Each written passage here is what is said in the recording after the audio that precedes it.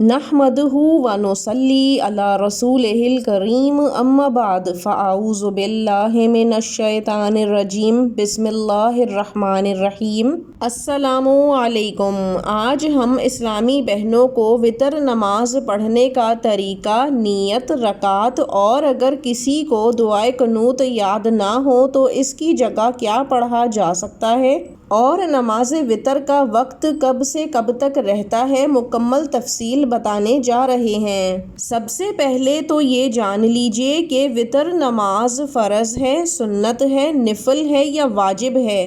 تو وتر کی نماز واجب نماز ہے، یعنی اس کی قضا پڑھنی لازمی ہے۔ مثال کے طور پہ اگر آپ کی کبھی عشاء کی نماز قضا ہوتی ہے تو عشاء کی قضا کے ساتھ آپ وتر کی قضا نماز بھی ادا کریں گی۔ اب آتا ہے سوال کہ وتر نماز کی نیت کیسے کی جائے، تو نیت اصل دل کا ارادہ ہوتا ہے، دل میں بھی کیا جا سکتا ہے، لیکن اگر چاہیں تو زبان سے بھی اس طرح سے نیت کی جا سکتی ہے کہ میں نیت کرتی ہوں 3 رکعت وتر واجب کے واسطے اللہ تعالیٰ کے رخ میرا کعبہ شریف کی طرف ہے، اور اس کے بعد اللہ اکبر کہہ کر نماز شروع کر دینی ہے۔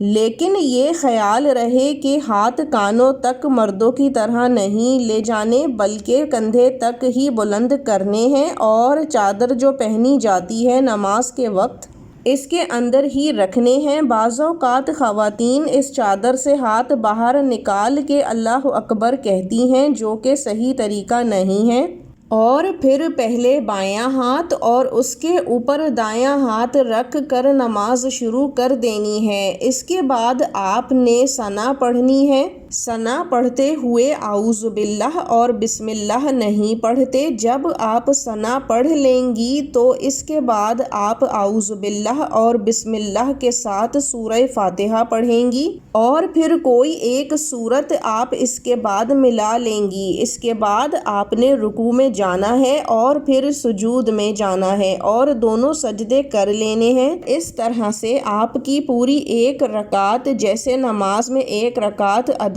کی جاتی ہے، ادا ہو جائے گی۔ اس کے بعد آپ نے دوسری رکعت کے لیے کھڑے ہونا ہے، لیکن دوسری رکعت میں آپ نے ثنا نہیں پڑھنی، صرف بسم اللہ سے شروع کرنا ہے اور سورہ فاتحہ پڑھ کر کوئی ایک سورت دوبارہ ملا لینی ہے۔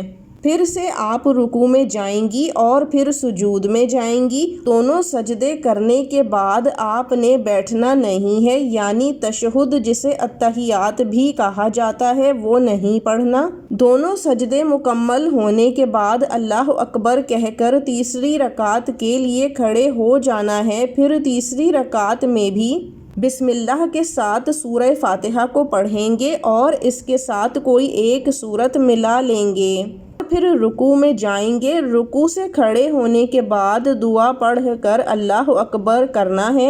اب آپ کو سجدے میں نہیں جانا بلکہ ہاتھ دوبارہ کندھے تک بلند کرنے ہیں اور اللہ اکبر ایک بار اور کہنا ہے، اور اس کے بعد ہاتھ ایسے اٹھا لینے ہیں جیسے ہم دعا کرتے ہوئے ہاتھ اٹھاتے ہیں۔ اب اگر آپ کو دعائے قنوت یاد ہے تو بہت ہی اچھا ہے، آپ دعائے قنوت پڑھ لیں، لیکن اگر دعائے قنوت یاد نہیں ہے تو پھر آپ نے ربنا آتنا فی الدنیا حسنۃ وفی الآخرۃ حسنۃ وقنا عذاب النار، اس دعا کو پڑھ لینا ہے۔ لیکن اگر آپ کو یہ دعا بھی نہیں آتی تو پھر آپ نے 3 بار اللہم اغفر لی پڑھ لینا ہے، اور اگر آپ کی زبان پہ یہ بھی چڑھا ہوا نہیں ہے تو پھر آپ نے 3 بار سورہ اخلاص یعنی قل ھو اللہ احد پڑھ لینی ہے، اور پھر اللہ اکبر کہہ کر سجدے میں چلے جانا ہے۔ پھر آپ نے دونوں سجدے کرنے ہیں، پھر آپ نے بیٹھ جانا ہے اور پہلے تشہد، پھر درود پاک اور دعا پڑھ کر پہلے دائیں اور پھر بائیں کندھے پر سلام پھیر لینا ہے۔ اس طرح سے آپ کی 3 رکعت وتر نماز مکمل ہو جائے گی۔ اب وطر کی نماز کا وقت کب سے کب تک رہتا ہے؟ تو وطر کی نماز کا وقت عشاء کی نماز سے لے کر طلوع فجر یعنی فجر کی نماز کا وقت داخل ہونے تک رہتا ہے۔ یہاں یہ بات یاد رکھنا بھی ضروری ہے کہ فجر کی نماز کا وقت داخل ہونے کا فجر کی اذان سے کوئی تعلق نہیں ہوتا، کیونکہ پاکستان میں عام طور پر نماز کا وقت داخل ہونے کے 20 سے 30 منٹ کے بعد اذان دی جاتی ہے۔ اب اگر آپ کو تہجد کی نماز میں اٹھنے کی عادت ہے تو پھر آپ عشاء کی نماز پڑھ لیں اور وطر چھوڑ دیں، اور جب آپ تہجد کی نماز پڑھ چکیں تو اس کے بعد وطر پڑھ لیں۔ اس طرح سے وطر پڑھنا افضل ہے، لیکن اگر دوسری صورت میں آپ کو اندیشہ ہے کہ آپ کی آنکھ تہجد میں نہیں کھلے گی اور فجر میں کھلے گی تو پھر بہتر ہے کہ آپ وطر کی نماز کو عشاء کی نماز کے ساتھ ہی ملا کر پڑھ لیں تاکہ آپ کی وطر کی نماز قضا نہ ہو۔ ہم امید کرتے ہیں کہ آپ کو وطر نماز کا صحیح طریقہ اور تمام مسائل سمجھ میں آ گئے ہوں گے۔ اللہ تعالی ہم سب کو نمازوں کی پابندی کرنے کی توفیق عطا فرمائے، آمین۔ اب ہمیں اجازت دیجیے، وآخر الدعوانا ان الحمد للہ رب العالمین۔ اللہ حافظ۔